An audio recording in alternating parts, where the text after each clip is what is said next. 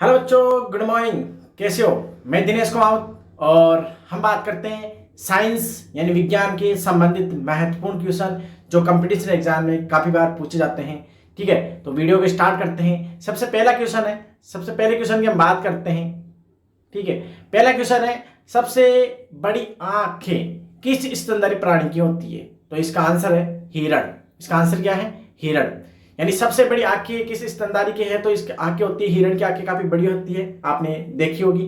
ठीक है, आप कहीं भी चिड़ियाघर में, जू में जाओ, आप देख सकते हो। सेकंड क्वेश्चन है, आज कार्बन डाइऑक्साइड यानी CO2 के उत्सर्जन में सर्वाधिक योगदान करने वाला जो देश है ना, वो संयुक्त राज्य अमेरिका हो गया। मतलब बहुत सारे कल कारखानों यानी फैक्ट्रीज की वजह से काफी प्रदूषण हो रहा है। नेक्स्ट क्वेश्चन की हम बात करेंगे। ठीक है, थर्ड क्वेश्चन क्या कहता है, निम्नलिखित में से किस उद्योग में अब्रक कच्चे माल के रूप में प्रयुक्त होता है? तो इसका आंसर है बच्चों विद्युत। विद्युत यानी बिजली उत्पादन में अब्रक का काफी उपयोग किया जाता है। ठीक है, इसके अलावा आगे हम बात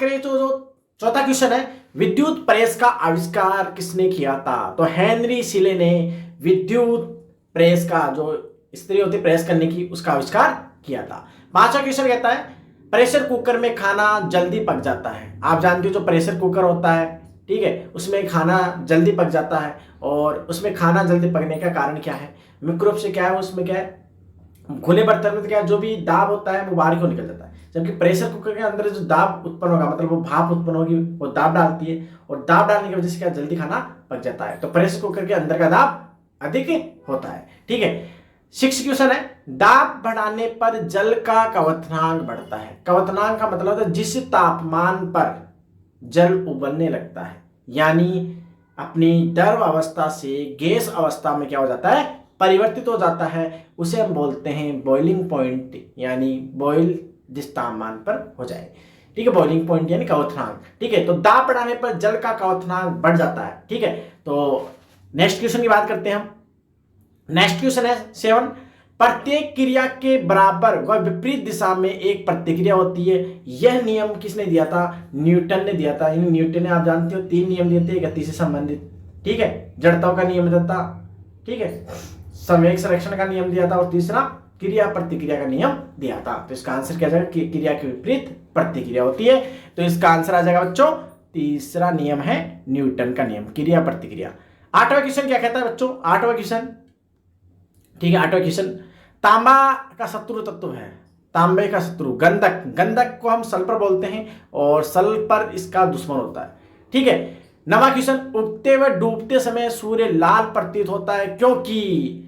आप जानते हो कि लाल रंग का प्रकीर्णन सबसे कम होता है।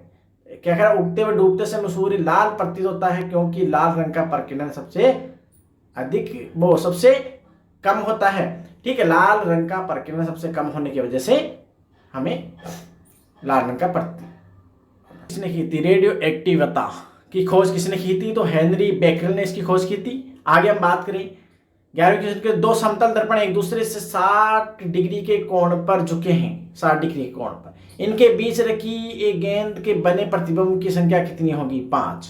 ठीक है, इनकी संख्या क्या होगी? ऐसे चुके हैं तो 5 इनकी बनेगी। ठीक है, 12वें क्वेश्चन की बात करते हैं, पानी के अंदर हवा का एक बुलबुला किस तरह बर्ताव करता है? एक अवतल लेंस की तरह काम करता है। देखो, हवा, पानी के अंदर हवा का बुलबुला जब अंदर रह जाता है तो वो अवतल लेंस के जैसे काम करता है। ठीक है, अवतल लेंस उत्तल लेंस आपने पढ़ा होगा।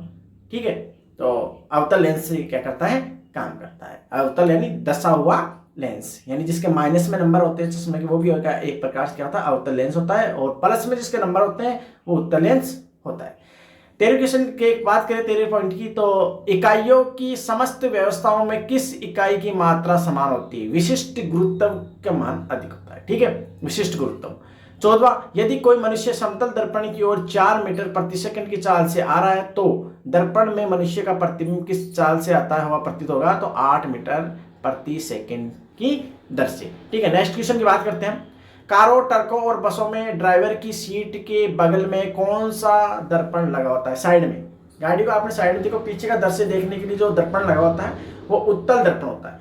उत्तल दर्पण से आभासी प्रतिबिंब बनते हैं और सीधे बनते हैं। ठीक है, 16, ऐसे तत्व जिनमें धातु व धातु दोनों के गुण पाए जाते हैं उसे हम उपधातु कहते हैं। तो आप आधुनिक अवसानी में देखोगे धातु और अधातु के मध्य में धातु और अधातु के मध्य में एक टेढ़ी मेढ़ी रेखा है जिगजैग, उन्हें उपधातुएं कहते हैं। वनस्पति विज्ञान के जनक आप जानते हैं थियोप्रेटस है, और वनस्पति विज्ञान के जनक जो थियोप्रेटस है वो अरस्तु, जीव विज्ञान के जनक अरस्तु के शिष्य थे।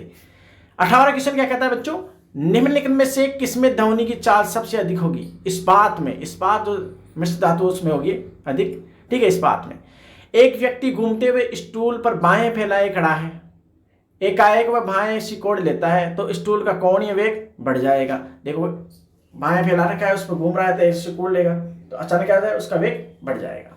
चंद्रमा पर एक बम विस्फोट होता है, इसकी आवाज पृथ्वी पर सुनाई नहीं देगी, ठीक है, क्योंकि वहां पर वायुमंडल नहीं है।